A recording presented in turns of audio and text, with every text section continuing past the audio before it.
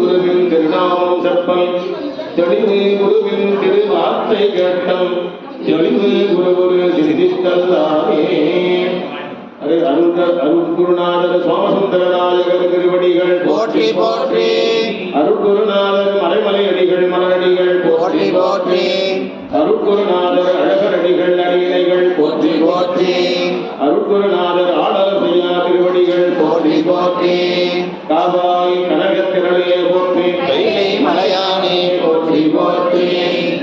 எல்லா உலகங்களையும் தானே படைத்தும் காத்தும் மறைத்தும் ஒடுக்கியும் அருளவல்ல கண்ணுதற் பெருமானுடைய பெருங்கருணைத்தலத்தை நினைந்து உருகி நிகழ்ந்து வழிபட்டேன். என்ற தினம் நம்முடைய தெய்வீக சித்தாந்த இலக்கிய மன்றத்தில் 455வது மாதாந்திர கூட்டு வழிபாடு என்கிற இந்த நிகழ்வு அருமையான இந்த திருவல்லிக்கணி செங்குந்த கோட்டம் என்று போற்றப்படுகின்ற அருமையான இந்த தலத்தில் நிறைவேறியிருக்கிறது. இந்த தலம் ஒரு பழமையான தலம். இங்கே நிறைய செங்குந்தம் வந்தனால இந்த இடத்துக்கு செங்குந்த கோட்டம் என்று பெயர் வந்தது. முதல்ல இந்த சுப்பிரமணிய சாமி மட்டும்தான் இருந்தார், முருகன் பள்ளிதேவரோடு தான் இருந்தார். பிற்காலத்தில் இங்கே பெருமானையும் எழுந்தருள் செய்து வணங்க வேண்டும் என்று இங்கே மீனாட்சி சுந்தரேஸ்வரரை எழுந்தருள் செய்தார்கள். என்னுடைய நினைவு சரியாக இருக்குமானால் 92 எழுதுகிறேன். அப்பொழுது என்னுடைய தந்தையார் வைத்து இங்கே பெருமானுக்கு சொல்லுகின்ற அந்த 108 மலர் வழிபாடுகளுக்கு ஏற்ற வகையில் நம்முடைய போற்றி திருத்தாண்டகங்கள்ல ஒரு திருத்தாண்டகம் திருமூலத்தானே போற்றி போற்றி என்று அமைகிற வகையில் அமைந்த திருமூலத்தாண்டர் போற்றி திருத்தாண்டகம் மட்டும்தான் 108 முறை போற்றி வரும். மற்ற திருத்தாண்டங்கள்லாம் 108 வராது, முன்ன பின்ன இருக்கும். அதனால அந்த கல்வெட்டை இங்கே போட்டு திறந்து வைத்தார்கள். அதுவும் 92 எழுதுகிறேன். இந்த குடமுழுக்கு நடந்த சில மாதங்களில் நடைபெற்றது. அப்படி இந்த தலம் எங்களுடைய தாயாருடைய ஒரு ஒன்றுவிட்ட அக்கா பெரியம்மாவுடைய மகனார் போற்றுதலுக்கும் வணங்குதலுக்கும் உரிய திருவாளர் பத்மநாபன் அவர்களும் அவருடைய தம்பி கருணாகரன் அவர்களும் இந்த தலத்தில் அரங்காவலாக இருந்து மிகப்பெரிய பணிகளை எல்லாம் செய்தார்கள். இப்பொழுது கருணாகரனுடைய மகன் செந்தில் அவர்கள் அந்த அரங்காவல் குழுவில் இருக்கிறார். இவங்கெல்லாம் இருந்த காலத்திலே தான் இந்த கோபுரமே கட்டப்பட்டது. அதுக்கு முன்னால் கோபுரம் இல்லாமல் இருந்தது. அதெல்லாம் ரொம்ப முயற்சி பண்ணி இந்த கோபுரம் இந்த மண்டபம் எல்லாம் அமைத்தார்கள். அப்படி முன்னெல்லாம் ஆண்டுக்கு ஒரு முறை இங்கே வந்து இருந்தோம். இப்பெல்லாம் அப்படி தள்ளி போய் இந்த கொரோனா காலத்துக்கு அப்புறம் சில மாற்றங்களை செய்து அப்போ நாங்கள் எங்கள் மன்றத்தினுடைய அமைப்பாளர் செட்டியார் அவர்கள் சண்முக செட்டியார் அவர்கள் ஒரு 12 கோயிலை தயார் செய்து அந்த 12 கோயிலுக்குமே தொடர்ந்து போவது என்று வைத்து விட்டார். அதில் பாடல் பெற்ற தலங்களாக விளங்குகிற சென்னையில் இருக்கிற 6 தலங்கள், மயிலாப்பூர், திருவான்மியூர், திருவொத்தியூர், அப்புறம் திருவலிதாயம், திருமுல்லைவாயில், அப்புறம் திருவேற்காடு, இந்த 6 தலங்களுக்கு ஒரு முறை. மீதி 6 தலங்களில் இந்த தலம் ஒன்று என்று ஒரு 12 தலங்களை தேர்வு செய்து அந்த தலங்களுக்கு மட்டுமே போவது போல ஒரு சூழலை உண்டாக்கியிருந்தார். அது அப்படித்தான் நானும் நடத்தியிருந்தோம். இந்த கொரோனாவுக்கு அப்புறம் அதை கொஞ்சம் மாற்றி என்னங்க போன தலமே போறீங்களான்னு கேட்டதுனால மாறி மாறி போகலாம் என்று கருதி அப்பப்போ அங்கங்கே வைத்திருக்கிறோம். போன முறை கோயில் பதாகை என்ற தலத்துக்கு சென்றோம். இந்த ஆவடி பக்கத்தில் இருக்கிற ஒரு அருமையான தலம் கைலாயநாத பெருமான், கோவர்த்தனாம்பிய உடனாய கைலாயநாத பெருமான். இந்த தலம் ஏற்கனவே வந்த இடம் வந்தாலும் அதனால வராதனால இந்த மாதங்களில் வர வேண்டும் என்று நாங்கள் கேட்டுக்கொண்டோம். வருவதாக சொல்லி ஏற்பாடு செய்தோம். எங்கள் அண்ணாருடைய அருமை வாழ்க்கை துணை நலம் எங்களுடைய அண்ணி விஜயகுமாரி அவர்கள், விஜயலட்சுமி அவர்கள் ரொம்ப இந்த கோயிலுக்கு வருவது இருந்து இதுக்கெல்லாம் உணவு ஏற்பாடெல்லாம் அவரும் அவருடைய மகள் அப்புறம் அவருடைய தம்பி கருணாகரனுடைய மகன் செந்தில் ஆகியோரெல்லாம் இணைந்து இந்த உணவு ஏற்பாடெல்லாம் செய்திருக்கிறார்கள். அவர்களுக்கெல்லாம் நம்முடைய மன்றத்தின் சார்பில் நெஞ்சார்ந்த நன்றியை நிறைவான வகையில் தெரிவித்துக் கொள்கிறேன். அடுத்து இந்த கோயிலில் இப்பொழுது அலங்காவலுக்குள்ள ஒருவராக இருக்கிற தம்பி கருணாகரனுடைய மகன் செந்தில் அவர்களுக்கு என்னுடைய மன்றத்தின் சார்பில் ஒரு ஆடை போட்டு சிறப்பு செய்யலாம் இருக்கிறோம். அதனை தொடர்ந்து இந்த உணவு படைப்பதற்காக ஏற்பாடுகளை செய்திருக்கிற எங்களுடைய அண்ணா பத்மநாபன் அவர்கள் என்னுடைய தந்தையாரோடு பாடல் தலங்களுக்கெல்லாம் முதல் சுற்றில் சென்றவர். அடுத்து தந்தையார் காலத்துக்கு பின்னாலே எளிய 2009 தொடங்கிய போது ஏறக்குறைய எல்லா தலங்களுக்கும் அண்ணனும் அண்ணியுமாக வந்து சிறப்பித்தார்கள். அப்படி தந்தையாரோடும் அவர் பயணித்தார், என்னோடும் பயணித்தார். அது மாத்திரமல்லாமல் என்னிடத்தில் அவர் தீக்கை பெற்றுக்கொண்டு, எனக்கு அண்ணனாக இருந்தாலும் தீக்கை பெற்றுக்கொண்டு அந்த வழிபாட்டை நாளும் விடாமல் செய்து வந்தார். நல்ல ஒரு புண்ணிய ஆத்மா. ஆனால் இறைவன் யார் நமக்கு நெருக்கமாக இருக்கிறாரோ அவர்களை விரைவாக அழைத்து செல்கிறார். அந்த வகையில் அண்ணா அவர் எதிர்பாராத வகையில் திடீரென்று தான் அவர் இறைவன் திருவடி அடைந்தார். அந்த நினைவுகள் எல்லாம் என் நெஞ்சை அப்படியே அலைபாய்ந்து கொண்டிருக்கிறது. அப்படிப்பட்ட அவர்களெல்லாம் தொண்டு செய்த தளத்தில் 456வது மாதாந்திர வழிபாட்டை நாம் செய்வதற்கு இறைவன் திருவடி கூட்டி வைத்திருக்கிறது. அதை நிறைவு செய்திருக்கிறோம். அதை நன்றாக நம்ம கோயில் இருக்கிறோம். ஒரே ஒரு செய்தி, நாம் பெரும்பாலும் இந்த வழிபாடு 9:30 மணி என்று போட்டிருக்கிறோம். ஆனால் இன்னைக்கு ஆரம்பிக்கும் போது 10:30 மணி ஆயிடுச்சு. ஏன்னா நான் இன்னைக்கு சீக்கிரம் வந்துட்டேன். பொதுவாக 9:30 மணிக்கு வருவேன் நான். ஆனால் இன்னைக்கு வேற ஒரு நிகழ்ச்சிக்கு போனதுனால அது 8:30க்கெல்லாம் முடிச்சுட்டு அப்படியே நேராக வீட்டுக்கு போகாமல் இங்கே வந்துட்டேன். அதனால 9 மணிக்கெல்லாம் வந்துட்டேன். எனக்கு முன்னாடி அவங்க ஐயா காத்து கொண்டிருந்தார். அதுக்கப்புறம் எங்கள் அண்ணி வந்தாங்க. இப்படி ஒருத்தராக இவ்வளவு பேர் சேர்றதுக்கு நமக்கு 10:30 மணி ஆயிடுது. அதனால காலம் தவறாது செய்த வேண்டும். நம்முடைய தத்துவங்கள் 96 சொல்வார்கள். அதுல ஒன்று கால தத்துவம், எல்லாத்தையும் காலத்தில் செய்வது. அதனாலதான் இறைவன் உயிர் என்னைக்கு போனோம்னு நிறைய முடிவு பண்ணியிருக்கிறானோ சரியான நேரத்தில் அந்த உயிரை எடுத்து செல்கிற ஒருவருக்கு பெயர் காலன். அவன் யம தர்மன் நாம சொல்லுவோம். அவருக்கு பெயர் காலன். அந்த காலனை எதிர்த்து காலனை வதம் செய்தவர் காலகாலன் என்று திருக்கடவுள் இருக்கும். அதனால எல்லாத்தையும் காலத்தில் செய்ய நம்ம முற்பட்டு பயணப்படுத்திக் கொள்ள வேண்டும். அதனால இனிவரும் காலங்களில் 9:30 மணினா 9:30 மணிக்கு நம்ம ஆரம்பிக்கிற மாதிரி இருக்கணும். அதனால நாம வழிபாட்டுக்கு நாம காத்திருக்கலாம். நாம செய்யற வழிபாட்டை ஏற்றுக்கொள்ளுகிற இறைவன் காத்து கொடுக்கூடாது. அதனால 9:30னா 9:30 மணிக்கு ஆரம்பிக்கிற மாதிரி சூழலை உருவாக்கி கொள்ள வேண்டும் என்று அன்போடு கேட்டுக்கொண்டு, அருமையான இந்த திருத்தலத்தில் இந்த வழிபாட்டை உடனிருந்து செய்து வைத்த நம்முடைய குருக்களையா அவர்களுக்கும் நமக்கெல்லாம் இங்கே வரவேற்பு உணவளிப்பது ஏற்பாடு செய்திருக்கிற என்னுடைய பத்மநாபன் அவருடைய குடும்பத்தாருக்கெல்லாம் என்னுடைய நெஞ்சார்ந்த நன்றியை பாராட்டிய வாழ்க்கை சொல்லி, இப்பொழுது அரங்காவலர் குழு சார்பில் நம்மை வரவேற்க வந்திருக்கிற நம்முடைய செந்தில் அவர்களுக்கு மன்றத்தின் சார்பில் ஆடை போட்டு சிறப்பு செய்வோம். திருச்சிற்றம்பலம்.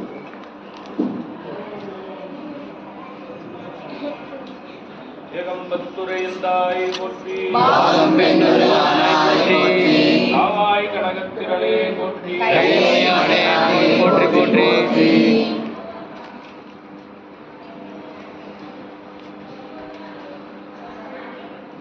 உணவுக்கு ஏற்பாடு செய்து அதை திறமாக அழகாக செய்திருக்கிற நம்முடைய அந்த பத்மநாபண்ணா குடும்பத்தின் சார்பில் அவருடைய அடுத்த தலைமுறையாக விளங்குகிற அவருடைய மகளார் நம்முடைய அமுதா பத்மநாபன் அவர்களுக்கும் அவருடைய தம்பி பாலமுருகன் அவர்களுக்கும் இணைந்து அவருடைய மகன் பாலமுருகனுக்குமாக இந்த ஆடை போர் செய்யப்படுகிறது. அமுதாவது பத்மநாபனும் அவங்க அண்ணன் தனசேகரனும் இணைந்து செய்திருக்கிறார்கள். இப்போ இனி வரும் காலங்களில் இந்த தளத்தில் வைப்போனால் எதிர்காலத்தில் இந்த பணியை தொடர்ந்து நம்முடைய பாலமுருகன் ஏற்பட வேண்டும் என்று அவரை பாராட்டி வாழ்க்கை. காவாய் கனகத்திரளே போற்றி, போற்றி போற்றி.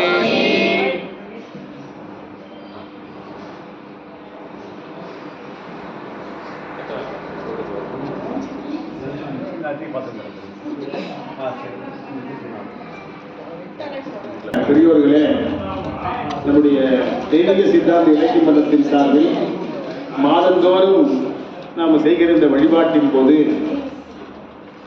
ஒரு சொற்பொழிவு நிகழ்ச்சி ஏற்பாடு செய்ய வேண்டும் என்று ரொம்ப நாளாக நடத்தி கொண்டிருக்கிறோம்.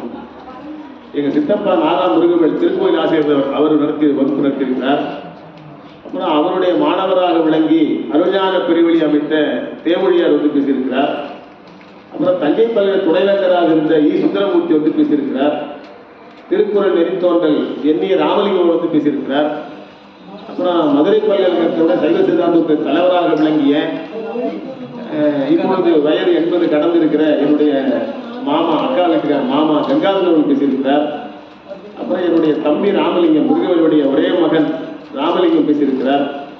இப்படி பல அன்பர்கள் அந்த வழிபாட்டில் கலந்து கொண்டு அந்த வழிபாடு நிறைவில் நம்முடைய சைவ சமய கருத்துக்களை எல்லாம் சொற்பொழிவாற்றுகின்ற ஒரு சூழலை நாங்கள் வைத்திருந்தோம். இந்த கொரோனா காலத்துக்கு பின்னால என்னுடைய தம்பியை இறந்து போனார். என்னை விட 11 வயது இளையவர். 48 வயதில் இறைவன் அவரை அழைத்து சென்றார்.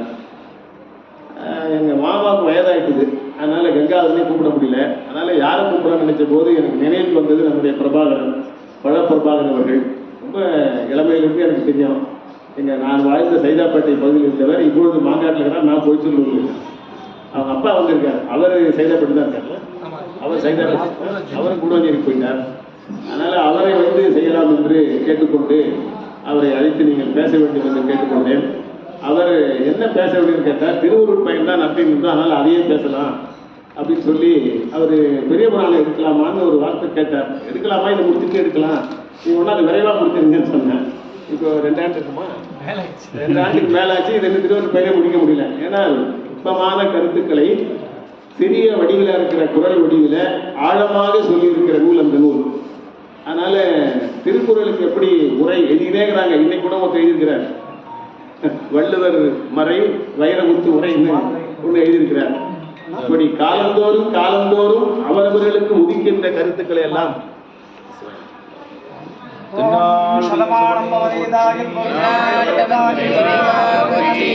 தனம் தாண்டம் பசும் பகவத்ரடாம சம்பஸ்தரம் தீர்க்கமாயுவோ தோஜனோ ரோஜமானசோ பணோசோ மானஸ்மகல்யாணகாம் பண்டே தேவிஜாக ஸ்ரீ கற்பகநாகாஸ்வசபுரண சோமன்யாக தெய்வ பிரசாத பல சித்திரஸ்தோ ஆவிஸ்வதா சித்திரஸ்தோ.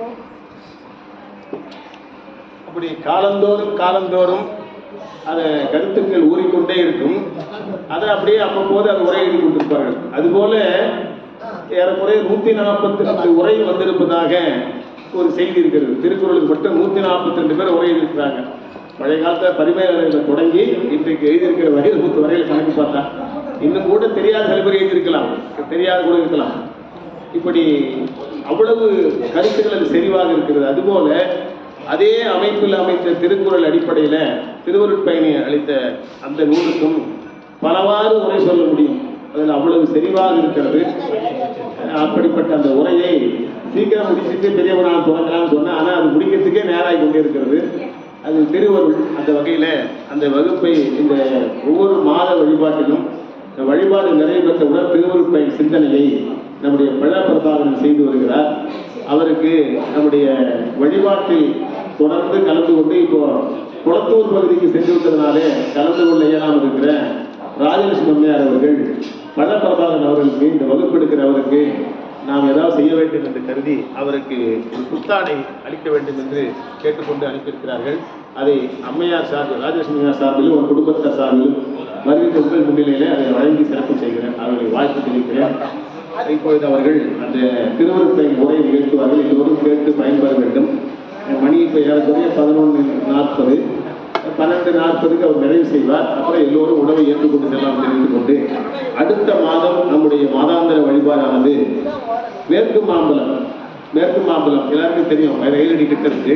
மாம்பலம் ரயிலடி கிட்ட அந்த இடத்துல காசி விஸ்வநாதர் விசாலாட்சி திருக்கோயிலில் இந்த வழிபாடு நடைபெறும். 456வது வழிபாடு நடைபெறுகிறது. அந்த பகுதியிலே வாழ்ந்து ஒரு ஆண்டுக்கு முன்னால் மறைந்த கைலாயம் வரையில் சென்று வழிபாடு செய்தவர். முற்றோதலில் ரொம்ப காதல் கொண்டவர். எங்கே முற்றோதல் நடந்தாலும் அவரும் அவருடைய வாழ்க்கை துணைநலம் விசிலாமையோடு சென்று அந்த வழிபாட்டில் கலந்து கொள்வார். அப்படிப்பட்ட அவர்கள் மறைந்து ஓராண்டு ஆகிறது. அவர்கள் இந்த மாதாந்திர வழிபாட்டில் அங்கே அந்த தளத்திலே செய்கிற போது உணவளிக்க வேண்டும் என்று கொஞ்சம் கொஞ்சமாக ஒரு 35,000 ரூபாய் கொடுத்திருக்கிறார். அதை வைப்பதில் வைத்திருக்கிறோம். அதிலிருந்து உணவு எல்லோருக்கும் நான் அந்த வழிபாட்டில் வழங்கப்படும். அவர் குடும்பம் தெரிந்து கொண்டு அந்த வழிபாட்டில் கலந்து கொள்ள வேண்டும் என்று அன்போடு கேட்டுக்கொள்கிறேன். அடுத்து நம்முடைய தெய்வீக சித்தாந்த இலக்கிய மதத்தின் சார்பில் சுந்தரர் திருநாள் விழா ஆடி சுவாதி வழிபாட்டை நம்முடைய அடிகளார் அவர்கள், அழகர் அடிகளார், அருள்குருநாதர் அவர்கள் தொடங்க வேண்டும் என்று எண்ணியிருந்தார். ஆனால் அவர் காலத்தில் தொடங்க முடியல.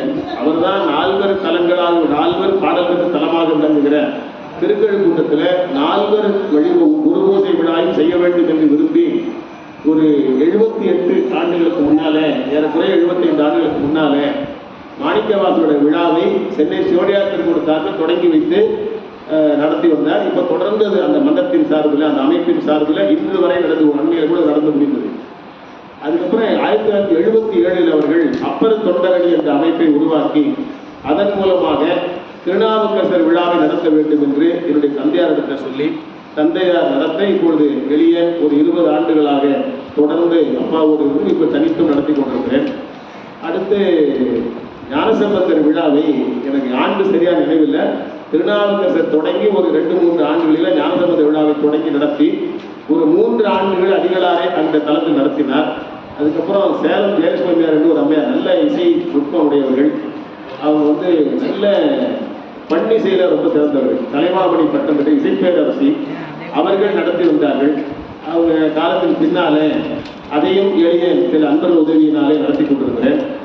எஞ்சி இருப்பது நம்முடைய சுந்தர விழா தான். அது அடிகளார் தொடங்குவதற்கு முன்னாலே அவர் திருவடி அடைந்து விட்டார். 1981 அவர் திருவடி அடைந்தார். மாசி மக நன்னாளில் அவர் திருவடி அடைந்தார். அதுக்கப்புறம் அவருடைய நினைவை போற்றுகின்ற வகையில் அந்த வழிபாட்டை நாம் தொடர்ந்து நடத்தி கொண்டிருக்கிறோம். அதில் இந்த மாதம் ஆடி சுவாதி திருநாள் வருகிற 31/7, 1/8 2 நாட்கள் திருக்கழுக்குள் நடைபெறுகிறது. வருகை தருகிற அன்பர்கள் அங்கே ராஜமகால் என்று அடிவாரத்திற்கு தங்கிக் கொள்ளலாம். எல்லா நாளும் உணவு ஏற்பாடு பண்ணப்பட்டிருக்கிறது. 2 வேளை 2 நாட்களும் சொற்பொழிவு நிகழ்ச்சி, இசை நிகழ்ச்சி நடைபெறுகிறது. முதல் நாள் 31ஆம் தேதி நம்ம முற்றோதல் சுந்தர தேவாரம் முழுமையாக முற்றோதல் செய்யப்படும்.